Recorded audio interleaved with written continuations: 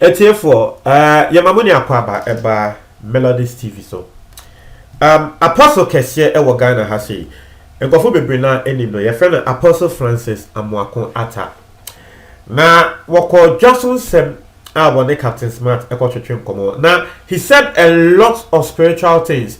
Meaning say this particular thing mo amunji spiritual matters end you know. Assembly ebe say ananse bi amamo. But those who actually believe in spiritual things, no, we ebe assembly obe fano serious pan. Answer the better to subscribe and click the notification bell on the so. The chair will send your best it will screen the so. A best answer about not just a way this is pepe ama. It's here for quickly young concept anymore. Two stories and now two sides of the same story and a mede bro. Apostle Francis Amoako Atta wako no and just solely because of a year Reverend also been painting a wako show the so. Wako can cancel. Na say also bempa di ebemu ma wono so ekenka ehinta sembia efa eye Reverend also bempa ho.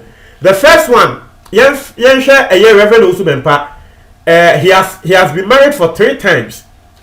And our wedding ni na no egu 3 times now our wedding na no egu. Now the last person our wedding no yen yehu videos e go viral. You say Obani a friend anima o say den o ware ye no 6 months pepepe e na ware ni go ye nti no na bofo bebe e kan say o su bempa o so ria o su bo hu say we yegu o so ria o su bo hu say we yegu na so wan ka fa wa ware no egu no nti people were actually using that against Reverend Osu Bempa e kan say Reverend Osu Bempa no cry say he's not a genuine man of God because if you are seeing say e go for ware egu say engrofu wu ni nyama na wangasa wa we otumi hu dia na dey say question e wo ho now Apostle Francis Amoako Atta den say bia babonten actually the real reason why Osu Bempa na wa we egu na the okan ni was say Reverend Osu Bempa the first marriage o wa we ya egu ye no eno na eden sense we nya eba na the esi ye ne say obi nim say ebia e Osu Bempa the first wife no the yes ha de dia the yat ne say will be at the idea because share Reverend Osu Bempa ni pillow ase na sa ade na dia share pillow na ase no atolende a demonic attacker di Osu Bempa na bra bonya nti so we were 10 times our really na be good just because of that demonic thing na the bakono e ko share Reverend Osu Bempa the way ase obi be ka say na Reverend Osu Bempa wo tu ahunhun fi ni nyama wo no so ye de eye hunhun fi to be ko share the pillow ase na wo no anga santu wo to be ntu. Ena Apostle Francis Amoako Atta Eka said this particular thing there, the only thing Reverend Osu Bempa has to do, and they said, "Wobepe osophobia, wo Osu Bempa ni nim." Just say osophobia wa be e wo nyame dwuma nim, e say Reverend Osu Bempa no. Na sa asofo no etu sa de ne efi na babom otherwise obe ware sa ensi ni ye. Ye ko tie nsem odi tudwa, ne ye ba, ne ya beka Asema wo can say the real source of Reverend Osu Bempa ne power no. Na munya mu hu de eko. You know what? Well, what is some ban people feel say I say but problem started from there. Well, what the kan? Ya di bibi say Osu Bempa su nyase. And no na affect na account ya na what is some abesi in there.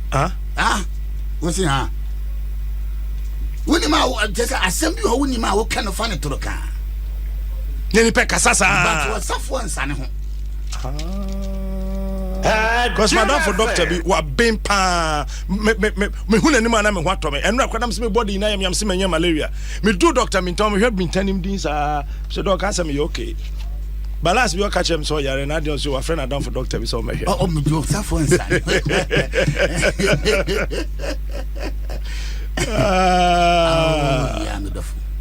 oh yeah. Oh yeah. Now I understand. Now you have to understand. Now I understand. Oh, you have to understand. You are working something. Work it. Oh, Papa. Oh yeah. You see, edu baby ya. Onipa biya ne obi a ya connect ne shebredi ama. Yeah.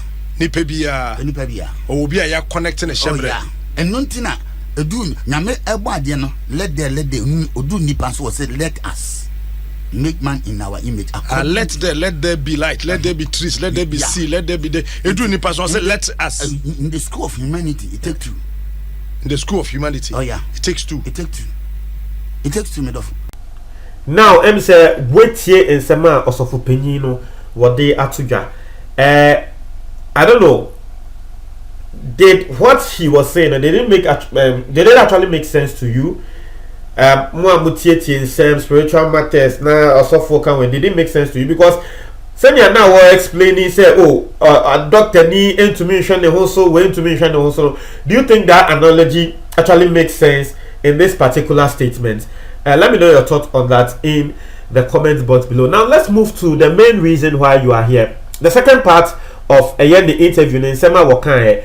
Now ebimo asoria Ghana enkofu bebre eka se Reverend Owusu Bempah won frinyame because of ABA trending stories, be controversial stories be about bonten.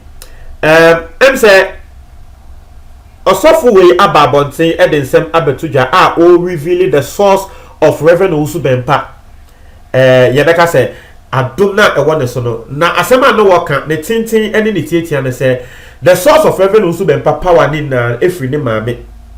Chese wo no Reverend Owusu Bempah ne kra no ne maame a wo ho no ennim Reverend Owusu Bempah sorry dem ne kra say wo no Reverend Owusu Bempah no na wo no sofo no wo say Nyankopon e de ne ko Reverend Owusu Bempah ne dem na wo ko ye no e na wo hu say ehon ni na ayesum e na wo hu say akondwa bi ehon light e bright e na wo bi say Nyankopon say e no hu say maame bi etina ekondwa nim e na Nyankopon ka che wo no sofo ne say maame na wo tie ekondwa nim no e Reverend Owusu Bempah maame no.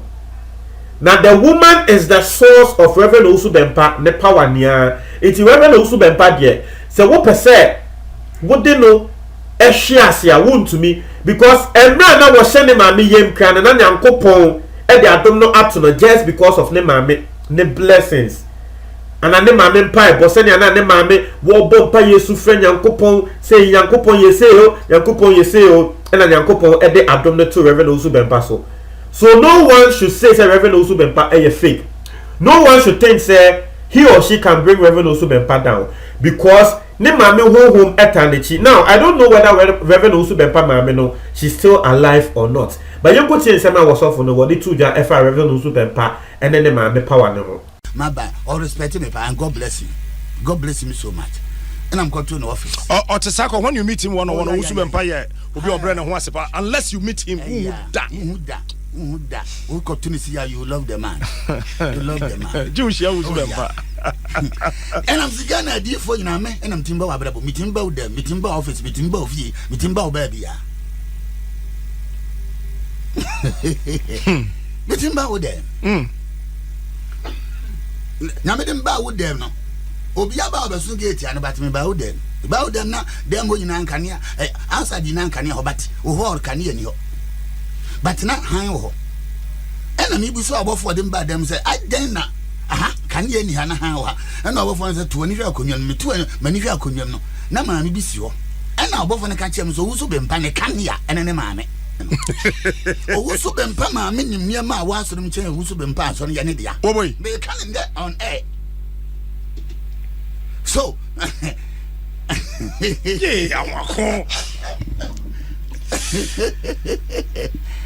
yes, and they come here and then mamma. Eti or the before nana or the corner so the corner so na somebody no you see the kakara na kani eguso. And no above man catch him say the somebody no tutoy and say you too. But because or did 50 years and the Bible would 50 years was saying I'm restore according to the scripture. The Bible must interpret the Bible said our Bible name. Oh yeah. Would 50 years I said be has to be restored the calculation the chow. 50 years now I'm and yeah, somebody just see a man and yasam ketwa. It was soon. Until now, can say so. Mind be this 60 years, the mind should not have a president younger than the age of the country. No, never. Now, when I'm so cancer, I said, "I'm going to share the records of about 48 countries." Let me who say, "Oh, mind be this 60 years, one president, no, a penny change, man." Because Bible say, "Oh, man, be that congregation be that, or more deacon for the yakwada chair, man, woman, it is in the Bible." Men cabio. etie for motie ensem ni na mo nche mo adwen ewo comment box ni mu let me know whether you believe this or not. But anyway, me dey meka me a Christian na what I can say is say the prayers of our parents, especially our mothers, no, it works magic in our lives. That's what I can say. Na ya de bia ewo ho asofo ebetrel se be wo ba de bia wo de bompaye emano bompaye wo de wo ye mamia, especially mothers no. Ghana has say won say papa fo ne de eya na wo mu ni times omo de bia na twese ejuma wo be bompaye ka na e bia no pa, like we all know. But my before na ho mache enumre bia ansa na obeda no wo gusu bompaye amane ba.